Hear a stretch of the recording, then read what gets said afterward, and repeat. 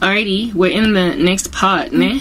So yeah, I was telling you guys about how I would take my essays, ne? How it is my mom has just always just been so neglectful. I would take I remember my first essay, 95%, but minus 5% because I submitted late, one day late, because you know, no motivation. You know, guys, when a kid has no motivation and inspiration, what best that they can be will be super thwarted. I was already really gifted, but I had nobody pushing me, like just like today. I'm to say kudos, Karabo, well done, do this, you know, hold on, my sister. Nobody. So it's very hard to keep on coming. Electricity that you're looking at, by the way, the power has been restored. Let me switch off the light because it looked better with the light off until this part is done, and then I will change the angle of my camera to face the other direction. Yeah, sorry. And then we'll just finish this whole story from like some other angle later on. Yeah, no, I had no motivation at all, and I had to push myself. I knew that I didn't want to end up literally I had revenge. I had a vengeful spirit against the way that they just imagined me, this lazy kid, and that's going nowhere. I had a very, very I'm gonna show you attitude. So I did not want to end up what they all imagined I would inevitably end up as. So knowing that I'm actually really intelligent and smart, I was like, okay, so you're not taking me seriously here at university, then later on. Like, I've always just had that thing that you're not going to, by your disbelief in me, cause me to be small. I've always been that way. And that's why today I'm still pushing, despite them literally treating me ngati throw in the towel. Now I'm hitting 40 and you are still saying I'm nobody, despite having seen what I did before. Anyway, so I would show her my script, like my 100 near almost 100% script pass from the first ever essay that I submitted. Evans, literally, guys, the marking standards, if you've been there, you would know. They mark you down if you don't reference right. They will mark you down if you don't have your grammar on point. They will mark you down if your information, the sources that you used, are not approved by the school. They will mark you down if the piecing together of your argument is not coherent in a way that makes the lecturer understand what's going on. There are so many things that they mark you down on. Do you understand? The structure, the length of paragraphs, and so many things. And I managed to get 95% from the one day tutorial that they gave us to train us how to write essays that are acceptable at a university. I got 95%. And the lecturer wrote on top there, well done. And then next to the well done was a minus 5% for late submission. Guys, yeah, whatever. Despite showing her 95%, still nothing. And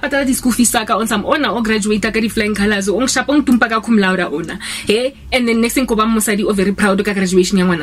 Nothing. She just decided not to pay my school fees. It was not because she didn't have money. It was because she just decided that I'm not important enough. So I almost what do you call this? Dropped out after first year. But she had a friend, you know, pulling in a favor, a friend of a friend of another friend of a friend of a friend of another guy of a friend.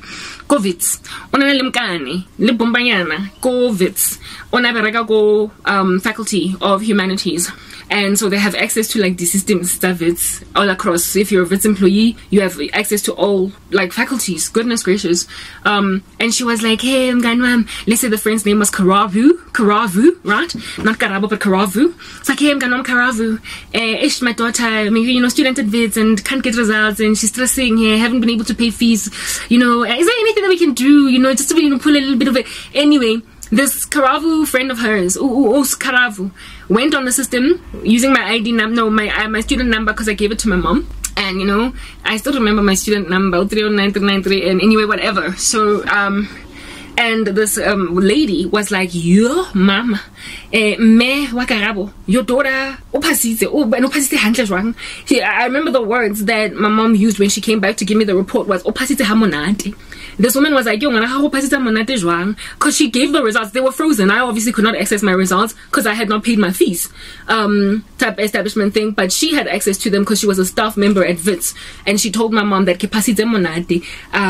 these are my results for this subject, this is what I got for that subject, this is what I got. So essentially my mom got got, like, you know, a favor pulled in for her by a fellow staff member. And then this staff member, a staff member at Wits, and this woman at Wits advised my mom that go to financial aid office and try and see if you can negotiate for this to be made as a loan for your daughter that she will pay once she is employed, and then she can register next year. They will basically write it off until she can pay it off, and they organized something like that for me, and that's how I was able to register for second year. My second year fees, what do you call this, registration fee, but that's with my older sister.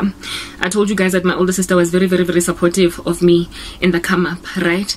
My older sister paid for my registration fee at Wits, and so I was able to go for second year, but she didn't pay for second year.